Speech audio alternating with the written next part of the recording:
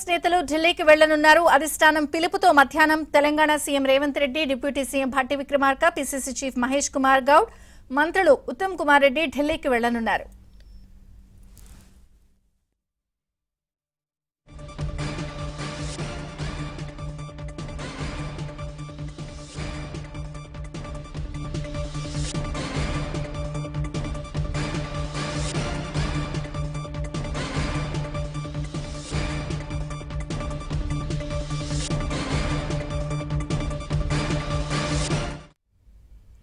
ఇక కేబినెట్ విస్తరణపై అధిష్టానంతో తెలంగాణ కాంగ్రెస్ నేతలు చర్చించనున్నారు.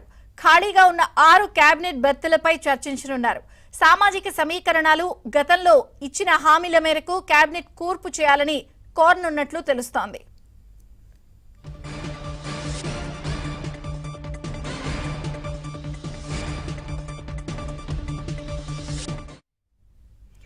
ఏఐసీసీ పిలుపుతో తెలంగాణ కాంగ్రెస్ నేతలు ఢిల్లీకి బయలుదేరారు. మంత్రివర్గ విస్తరణపై చర్చిస్తారు.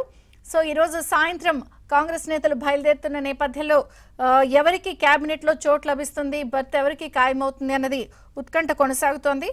మరిన్ని వివరాలు సిద్ధార్థ అందిస్తారు. సిద్ధార్థ. విజయచంద్రిక, మరి కాసేపట్లో తెలంగాణ కాంగ్రెస్ నేతలు ఢిల్లీకి వెళ్లనున్నారు. మధ్యాహ్నం 3 గంటలకు స్పెషల్ ఫ్లైట్లో బేగంపేట ఎయిర్పోర్ట్ నుంచి CM Revanth Reddy, PCC chief Mahesh Kumar Goud, deputy CM Bhatti Vikramarka, మంత్రి ఉత్తమ్ కుమార్ రెడ్డి వీళ్ళు నలుగురు ఢిల్లీకి వెళ్లనున్నారు. ఈరోజు సాయంత్రము లేదంటే రేపు ఉదయం ఢిల్లీ పెద్దలతోని తెలంగాణ కాంగ్రెస్ నేతలు భేటీ కానున్నారు. ముఖ్యంగా మంత్రివర్గ విస్తరణకు సంబంధించిన అంశం చర్చకు రానుంది. ఇప్పటికే పలు దఫాలుగా వాయిదా పడుతూ వచ్చింది ఈ అంశం. ఇక ఈరోజు దీనికి సంబంధించి ఒక ఫైనల్ కంక్లూజన్కు రాబోతుంది. ఇప్పటి వరకు ప్రాతినిధ్యం లేని 3 ఉమ్మడి జిల్లాలకు, అదేవిధంగా ఇప్పటి వరకు ప్రాతినిధ్యం లేని సామాజిక వర్గాలకు ప్రాధాన్యత ఇవ్వాలని భావిస్తూ ఉన్నారు. దీనికి సంబంధించి అనేక మంది ఆశావాహులు ఇప్పటికే ఢిల్లీకి వెళ్లారు. మల్లికార్జున ఖర్గేని, రాహుల్ గాంధీని, సోనియా గాంధీని కొంతమంది కలిస్తే ఇక్కడ ఉన్నటువంటి రాష్ట్ర నేతలను సీఎం రేవంత్ రెడ్డిని, పీసీసీ మహేష్ కుమార్ గౌడ్ని కలిసి గతంలో తమకు ఇచ్చినటువంటి హామీలను గుర్తు చేశారు. అసెంబ్లీ ఎన్నికల సమయంలో కొంతమంది పార్టీలోకి వచ్చారు. వాళ్ళు అధికారంలోకి వస్తే తమకు ఖచ్చితంగా మంత్రి పదవిలో ఛాన్స్ ఇస్తామని వాగ్దానం ఇచ్చినటువంటి నేపథ్యంలో దాన్ని ఫుల్ఫిల్ చేయాల్సినటువంటి బాధ్యత పార్టీ పైన ఉందని కొంతమంది అధిష్టానానికి గుర్తు చేస్తున్నారు. ఇక ఇప్పటి వరకు ప్రాతినిధ్యం లేని ఆదిలాబాద్ కానీ, నిజామాబాద్ కానీ, ఉమ్మడి రంగారెడ్డి కానీ ఇక్కడి నుంచి కూడా మంత్రివర్గంలో ఛాన్స్ ఇవ్వాలని ఆయా జిల్లాలకు సంబంధించినటువంటి నేతలను, కాంగ్రెస్ పార్టీ పెద్దలను ఇప్పటికే కలిశారు. వాళ్లకు ఛాన్స్ ఇవ్వాలని కోరుతున్నారు. ఇక ముస్లిం మైనార్టీకి సంబంధించి కూడా ఇప్పటి వరకు మంత్రివర్గంలో ఎవరూ లేనటువంటి నేపథ్యంలో ముస్లింలకు ప్రాధాన్యత ఇవ్వాలని కొన్ని ముస్లిం సంఘాలు పీసీసీ చీఫ్ మహేష్ కుమార్ని కలిశాయి, ఒక వినతి పత్రాన్ని ఇచ్చాయి. ఇక దీంతో పాటుగా బీసీ కులగణన చేసినటువంటి నేపథ్యంలో కొన్ని మెజారిటీ ఉన్నటువంటి కులాలు, మున్నూరు కాపు లాంటి కులాలకు ప్రాతినిధ్యం ఇవ్వాలని కొంతమంది ఆయా సంఘాలకు సంబంధించిన కుల సంఘాల నేతలు పీసీసీ చీఫ్ మహేష్ కుమార్ గౌడ్కి, సీఎం రేవంత్ రెడ్డికి ఒక వినతి పత్రం ఇచ్చారు. దీంతో ఒక షార్ట్ లిస్ట్ని అయితే కాంగ్రెస్ పార్టీ సిద్ధం చేసింది. ఆ షార్ట్ లిస్ట్లో వివేక్ వెంకటస్వామి, రాజగోపాల్ రెడ్డి వీళ్ళిద్దరి పేర్లు అందులో ఉన్నాయి. వీళ్ళిద్దరికి ప్రభుత్వం కాంగ్రెస్ పార్టీ అధికారంలోకి వస్తే వాళ్ళకు మంత్రివర్గంలో అవకాశం ఇస్తామని కాంగ్రెస్ పార్టీ చెప్పినటువంటి నేపథ్యంలో దానికి సంబంధించి వాళ్ళ పేర్లను ఖరారు చేశారు. ఇక దాంతోపాటు నిజామాబాద్కి సంబంధించి నిజామాబాద్లో సుదర్శన్ రెడ్డిని పేరు కూడా ఆ షార్ట్ లిస్ట్లో ఉంది.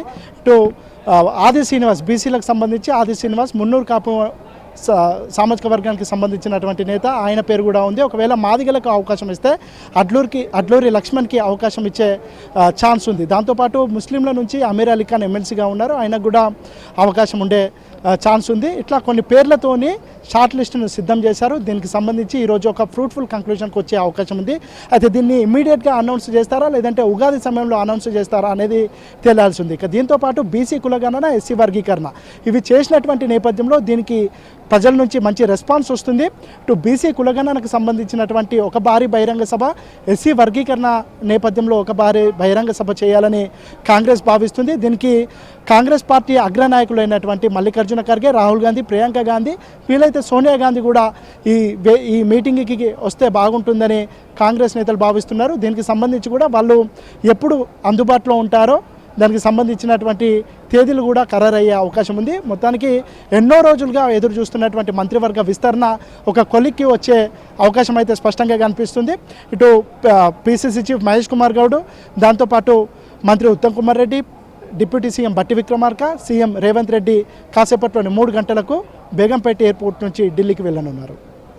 అంటే ప్రత్యేకించి సామాజిక సమీకరణాలను దృష్టిలో పెట్టుకుని విస్తరణ ఉంటుందా, లేకపోతే ఎవరికైనా పర్టికులర్గా ప్రామిస్ చేశారా కాబట్టి వారికే ఇచ్చే అవకాశం ఉందా? ఎట్లా ఉండొచ్చు కూర్పు? అయితే అసెంబ్లీ ఎన్నికల కంటే ముందు ఇటు రాజగోపాల్ రెడ్డికి కానీ వివేక్ వెంకటస్వామికి కానీ కాంగ్రెస్ పార్టీ ఒక అష్యూరెన్స్ అయితే ఇచ్చింది. అధికారంలోకి వస్తే ఖచ్చితంగా మంత్రివర్గంలోకి తీసుకుంటామని వాళ్ళకు అష్యూరెన్స్ ఇచ్చింది. ఆ అష్యూరెన్స్ని ఇప్పుడు ఫుల్ఫిల్ చేయాలని వాళ్ళు డిమాండ్ చేస్తూ ఉన్నారు.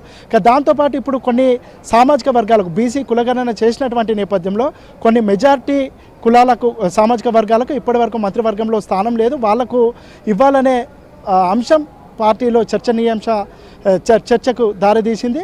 ఇట్లా సామాజిక సమీకరణాల వర్గయ, దాంతోపాటు ఇటు ఇప్పటి వరకు అవకాశం రానటువంటి ఉమ్మడి జిల్లాల వారీగా కొంతమంది పేర్లను ఫైనలైజ్ చేశారు, అంటే షార్ట్ లిస్ట్ చేశారు.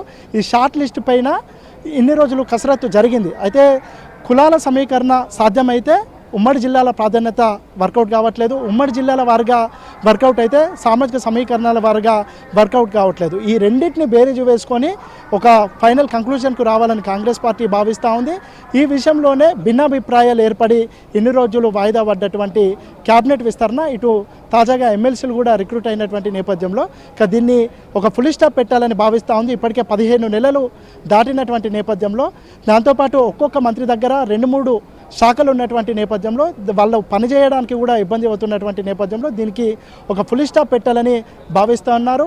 వాళ్ళు చెప్తున్నటువంటి సామాజిక సమీకరణనే కాంగ్రెస్ పార్టీ లక్ష్యమని చెప్తున్నారు. దాంతోపాటుగా ఇటు బీసీ కులగణన చేసినారు, అదేవిధంగా ఎస్సీ వర్గీకరణ చేసినటువంటి నేపథ్యంలో ఇప్పటి వరకు ప్రాతినిధ్యం ఎవరికైతే రాలేదో, ఇప్పటి వరకు ఎవరికైతే అవకాశాలు దక్కలేదో వాళ్లకు అవకాశం ఇవ్వాలని కాంగ్రెస్ పార్టీ భావిస్తూ ఉంది. ఒకవేళ మంత్రివర్గంలో అవకాశం దక్కనటువంటి వాళ్లకు పార్టీ పరంగా ఉన్నత పొజిషన్లు కానీ కీ పొజిషన్స్ ఇవ్వాలని పార్టీ ఒక అంచనాకు వచ్చింది.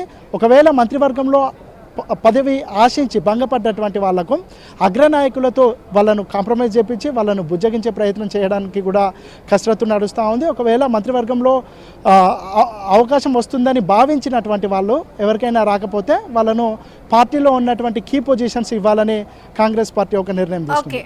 Okay, thank you Siddhartha.